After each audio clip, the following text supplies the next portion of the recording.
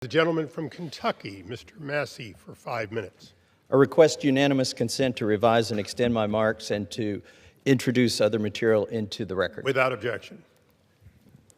Mr. Speaker, it's my great honor, maybe one of the biggest honors of my lifetime, to stand here on the floor and do something that's 59 years overdue, to recognize the survivors and those who gave their lives on the USS Liberty 59 years ago today, when they were viciously attacked by IDF jets and also after that by torpedo boats. I'm going to tell you a little bit of their story. And there, by the way, there's at least a dozen of them here today with us. I just met with them in my office, and they related this story to me.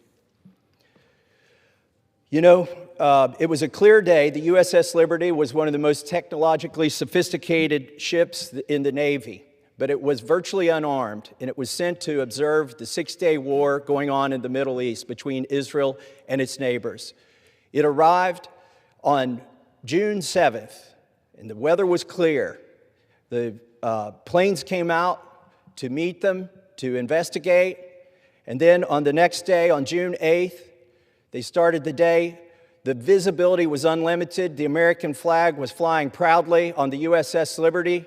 More planes came from Israel to surveil the boat, the ship. And they thought they were in good shape, but what happened next surprised them all. French Mirage jets showed up and for 25 minutes strafed and attacked the USS Liberty. They shot rockets. They shot 30-millimeter cannons into the hull and into the ship. They even dropped napalm on the bridge of the ship. This was an effort to kill everybody on board. There was no intention of taking prisoners. After the 25 grueling minutes of attack on this virtually unarmed ship, and they thought things were over and they could recover, the torpedo boats showed up, 3 torpedo boats. They launched 4 torpedoes. One of them hit the hull of the USS Liberty and killed 25 people instantly. It blew a 40-foot by 40-foot hole in the side of this ship. They were intent on sinking it. But they were also intent on not having a single survivor. According to eyewitness accounts, the Israelis machine-gunned the lifeboats that they put down. They machine-gunned the firefighters who were on the deck. They were bringing the wounded and the dead to the mess hall to triage them. They had one doctor who was trying to help them all, put a few stitches in.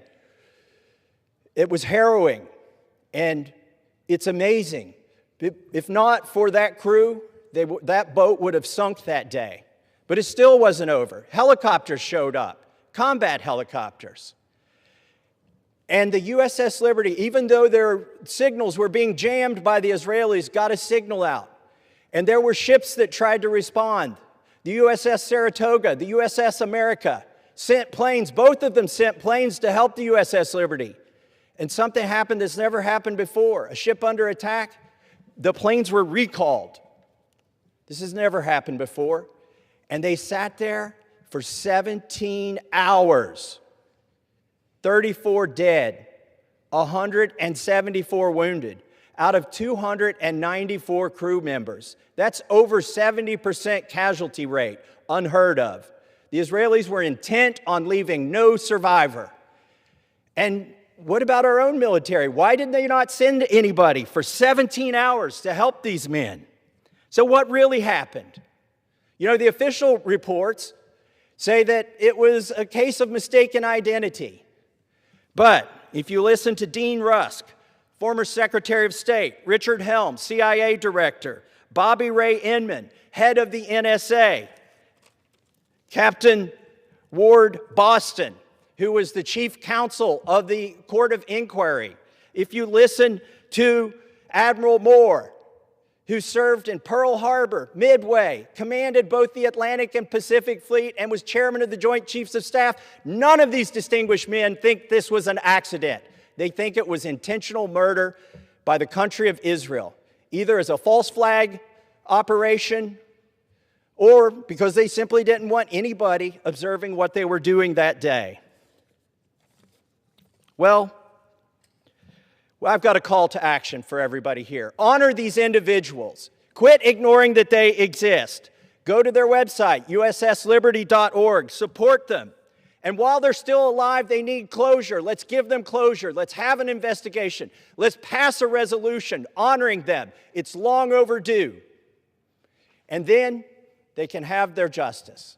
With that, I yield back. And I ask unanimous consent to enter into the record a declaration of Ward Boston declaring that the only official court of inquiry was invalid.